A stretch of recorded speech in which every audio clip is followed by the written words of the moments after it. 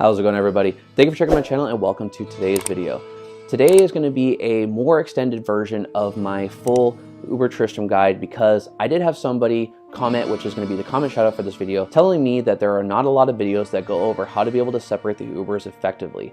And he was able to eventually find out how to do so, but it took quite a bit to be able to find both the pictures and the videos, whether it be on the forums or on YouTube, to be able to efficiently have the Uber separated. And in this video, I'm going to go into even more depth with a much better and fuller understanding on not only how to be able to separate the Ubers the best way possible, but also how to just be able to survive an Uber Tristram with a few additional tips and tricks to make getting your torch that much easier. With all that said, let's get into the video.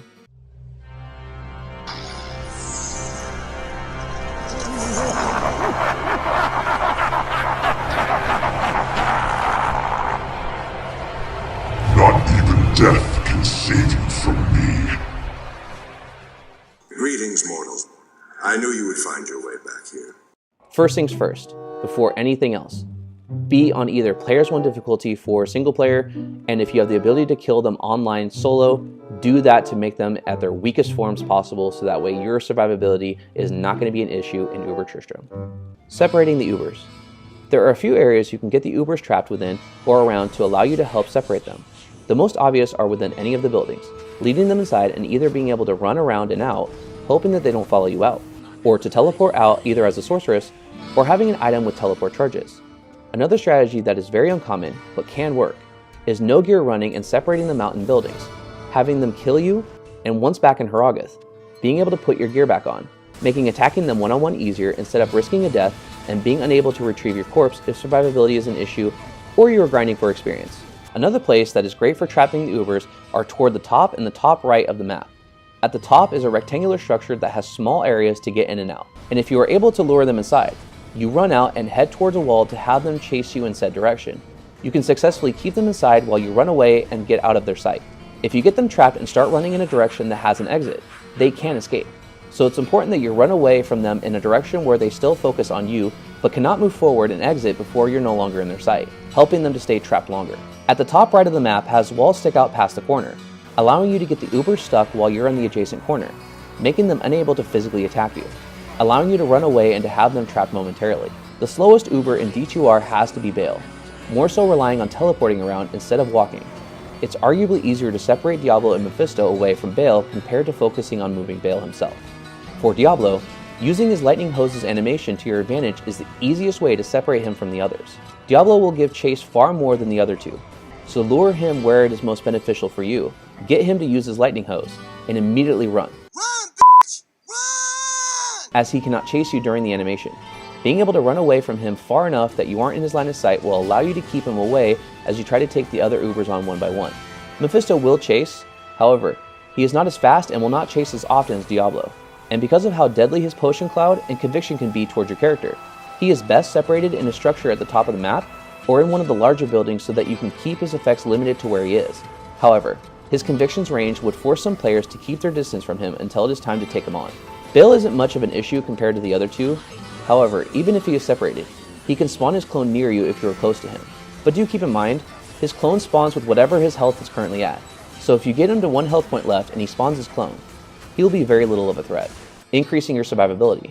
Using antidote and thawing potions to help combat against poison and cold damage is great if you are in need of extra help for those resistances. And the timers of the potions do stack together, so drinking several potions of the same kind at the same time can help you to stay in Uber Tristram longer without worrying about your resistances.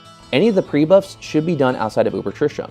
This includes using treachery, whether by going to the River of Flame and standing in the fire, or the best strategy is to go to Eldritch and have his minions attack him, as this is explained by DJ Waters 22, because you get more hits from Eldritch and his minions compared to just waiting in the flame, battle orders to be able to increase your health, and using Demon Lens Enchant to be able to help with your attack rating.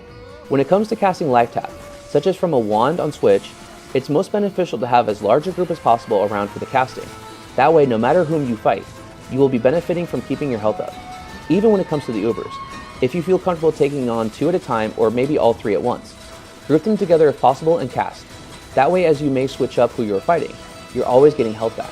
When needing it to proc from an item, if you have the ability to drag a group over and to find a minion that will be the least threatening to your character, start attacking them for it to proc. This helps with not taking a lot of damage as you wait for the proc to go off. The same can be said for the Ubers. If you can handle one better compared to the other two, focus on them for it to go off, and hopefully if the others are close by, even if minions are around, it'll help affect as many as possible so you get health regardless of who you're fighting. If you plan on using lower resist, the same ideas for life tap can be used to help maximize your effect. If you have items that have absorb on it, especially lightning such as from T-Gods, use it if needed. Even characters that have maxed out resistances can struggle when it comes to damage, especially against Mephisto. Having items with absorb isn't necessary, however it can be the difference in survivability for some builds.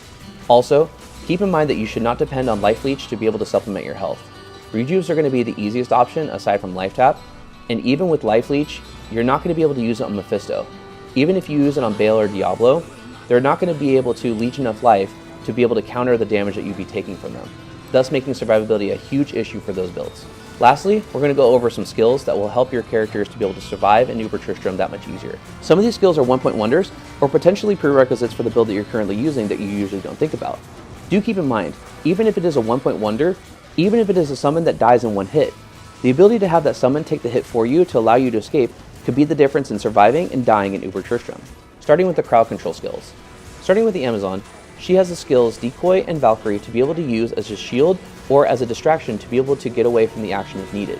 For the Assassin, she has the skill Mind Blast to be able to have knockback as well as to convert any of the minions for a brief moment, as well as to be able to cast Cloak of Shadows, but most importantly, she has a Shadow Warrior or a Shadow Master to be able to use as not only a secondary help when it comes to fighting Ubers, but also as someone that can take a lot of damage and to have the Assassin get away from the action if needed. For the Necromancer, he could use Bone Wall or Bone Prison to keep himself separated from any of the minions or the Ubers. However, do keep in mind that casting the skill could aggro others over to you, and once the Bone Wall or Bone Prison goes away, you could have a lot more on your plate than you could handle, so be cautious about casting the skills.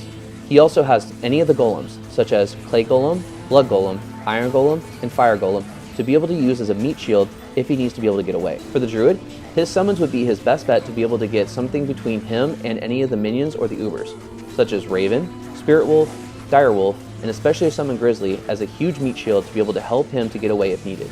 For the Sorceress, she has Telekinesis, which is not only great for being able to pick up items, but is also great for being able to use knockback to be able to keep some of the minions away. And for any monsters that are not cold immune, being able to use Glacial Spike to be able to freeze the targets and also Blizzard to be able to slow them down dramatically is a great way for the Sorceress to be able to have time to teleport away.